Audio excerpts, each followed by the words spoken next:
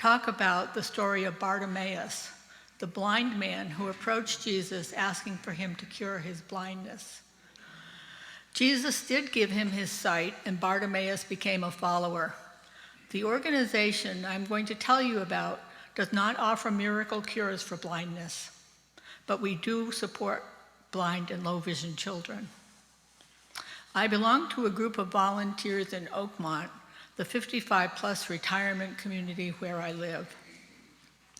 About 7 years ago, I joined Oakmont Visual Aids Workshop, a group which makes books for blind kids.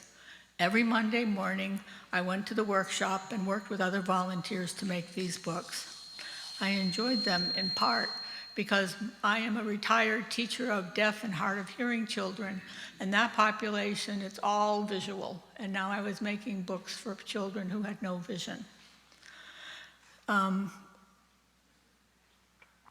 3.5 years ago, the director of the workshop phoned me to say she was moving, and she wanted me to think about replacing her. About a week later, I got another call from her saying her house has sold very quickly before they even put it on the market. And she wanted to know if I could meet with her later that week. I met with her later that week. She handed over the books, and I was in charge before I even had a chance to think about it. My steep learning curve was about to begin. Yes. Oakmont Visual Aids Workshop started 53 years ago. This is not my project. This is an ongoing project that's gone on since 1971.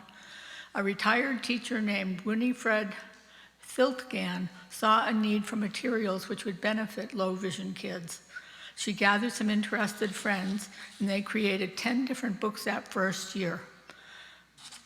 This is the book I'm talking about. There.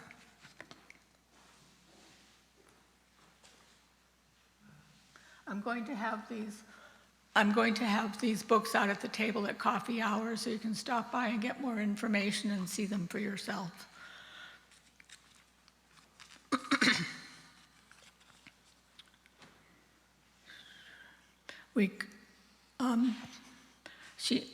Winifred gathered friends, and they created 10 different books that first year.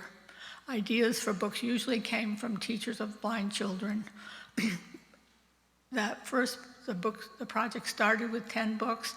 Now we make 35 items, and we have over 40 volunteers. It's almost like a small business. The group has met continuously over 50 years with any breaks following the school year calendar, and then COVID. After 6 weeks after becoming director, I was in Boston when I got a call telling me a sprinkler had broken in the area where our workshop met. A few phone calls later, we reorganized some volunteers to move everything from our work area to a storage unit. And we were assigned a much smaller place to work while the repairs were being made. People started making books at home and bringing the materials to the central gathering place once a week, so the format of the workshop changed at that point. The orders for books continued to come in during COVID, which was a few months after the sprinkler break, and partly we think that parents were schooling their children at home and they needed materials, so the demand for materials never diminished during that time. To receive our materials, a person only needs to make a request. There's no proof needed. You don't have to be a teacher. You don't have to work for a school district. There are no requirements for the type or degree of vision loss. All you have to do is ask. A typical book is 5 to 7 pages. They teach concepts like same or different, over and under, among or between. This one was same or different. The text for each page and the covers are hand-lettered by our printers. Each page is then brailled with the text and page number. We have a brailing machine which is given to us by Rotary Club. And we have 5 people who have learned how to use it so we can keep up with the demand.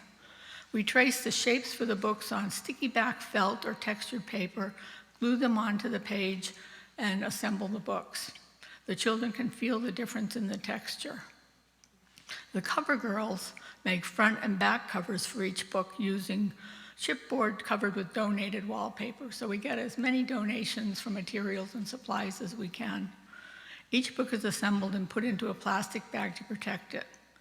We also make items using a thermoform machine, which is a machine that heats up and it has molds in it, so a thin piece of plastic is spread over it, and when it heats, it takes the shape of the molds.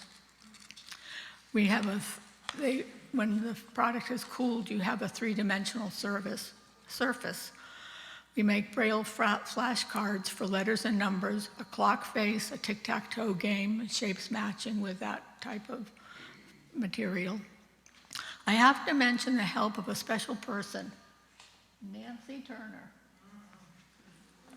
Nancy Turner is a blind member of our church and a very active member in our choir. Since no one in our workshop could actually read Braille, I asked Nancy if she would proofread our materials. Over the course of several visits, she checked every page of each book to make sure the Braille was accurate. She found a few errors, including one where the Braille was upside down on the page. Working with her gave us insights. For example, one book we had a tall rectangle with a flame on top.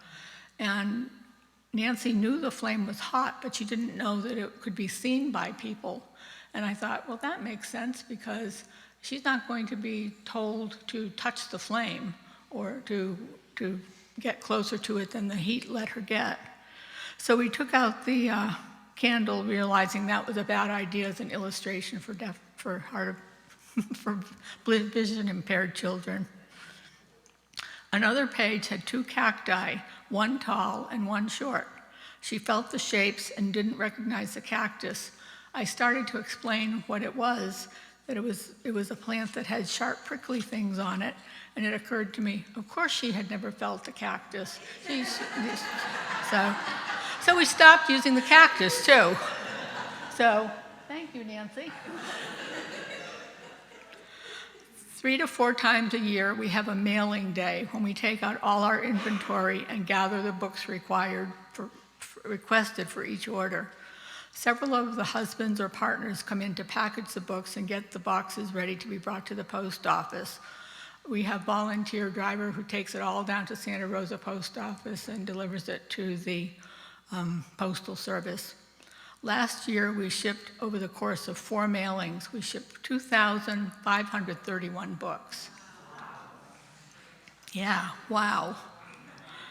Our orders are mostly from teachers, although we get requests from other professionals and parents. Most of our orders are from the US. We have a website where people can find our catalog in order form. People also hear about us from other teachers and parents. We have no advertising. Because we have no advertising, if you look at our website or you're trying to find us on the internet, it takes you through several pages where they do pay for their placement, and it's the people who are really determined to get materials in an affordable manner or get new materials that ever find us on the internet. But we still managed to find enough orders to ship out over 2,000 books last year. We get orders from other countries, too. 2 orders this year stand out. We got an email from an American in Florida who was bringing supplies to an orphanage in Ukraine. A few children in this orphanage were found to have low vision, and he wondered if we could send some books. Within 1 week, we got all 35 items shipped to him in Florida, and the following week, they went to the Ukraine. Another case was a little 4-year-old girl in Haiti whose parents were being encouraged to send her to a boarding school because there was no education for her in the village. A private school director got in touch with us and told us about her situation and wondered whether we would have any books that might help.